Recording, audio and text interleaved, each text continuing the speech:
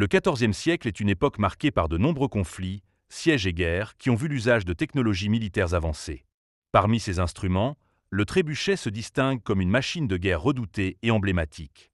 Dans ce vidéo, nous allons explorer l'usage, l'évolution et l'impact du trébuchet pendant le XIVe siècle. Au cœur des batailles du Moyen Âge, un monstre de métal et de bois domine les champs de guerre, le trébuchet. Conçu pour briser les murailles et semer la terreur, cet engin de siège représente l'apogée de la mécanique militaire de son temps. Le trébuchet, une machine de guerre d'une puissance inouïe, prend sa forme définitive au cours du XIVe siècle. Il succède aux catapultes à torsion et autres engins de jet plus rudimentaires. Grâce à un système de levier et de contrepoids, il peut lancer des projectiles lourds, comme des pierres ou des boulets, à des distances impressionnantes. Bien que des engins de jet similaires aient existé dès l'Antiquité, le trébuchet moderne trouve son origine au début du Moyen Âge. Mais c'est au XIVe siècle, avec l'évolution des techniques de siège, que sa forme devient plus sophistiquée. Les premiers trébuchets étaient actionnés par un système de torsion, mais nous avons désormais remplacé ce mécanisme par un contrepoids plus efficace. Lorsque ce poids tombe, il libère une énorme force, propulsant ainsi le projectile avec une grande précision. Ce progrès révolutionne les sièges militaires, permettant aux assiégeants de briser des murs de pierre d'une solidité impensable auparavant. Les trébuchets sont utilisés principalement lors de sièges. Lorsqu'un château résiste à une attaque terrestre, ces machines géantes viennent à la rescousse. Leur objectif, détruire les murs, écraser les défenses et parfois semer la terreur dans le cœur des défenseurs.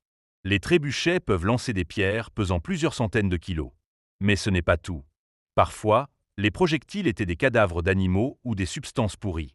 Les trébuchets peuvent lancer des pierres pesant plusieurs centaines de kilos. Mais ce n'est pas tout. Parfois, les projectiles étaient des cadavres d'animaux ou des substances pourries. Utilisés en série, les trébuchets pouvaient créer un véritable barrage de projectiles. Les ingénieurs militaires qui les opéraient avaient une connaissance approfondie des principes de la mécanique et des stratégies de siège. Les trébuchets nécessitaient une équipe d'artisans et de soldats spécialisés pour être transportés, assemblés et opérés.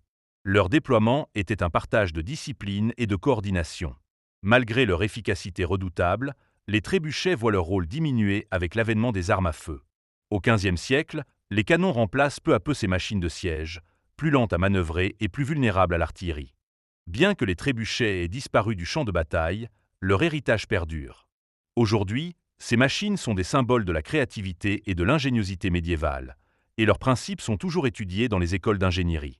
Le trébuchet représente une époque où l'art de la guerre et les connaissances mécaniques se rencontraient. C'était une machine de destruction, mais aussi un exemple de la compréhension du levier, de la gravité et de la mécanique. Le trébuchet, une arme de guerre imposante et un exploit de l'ingénierie médiévale, incarne la puissance d'une époque en constante évolution.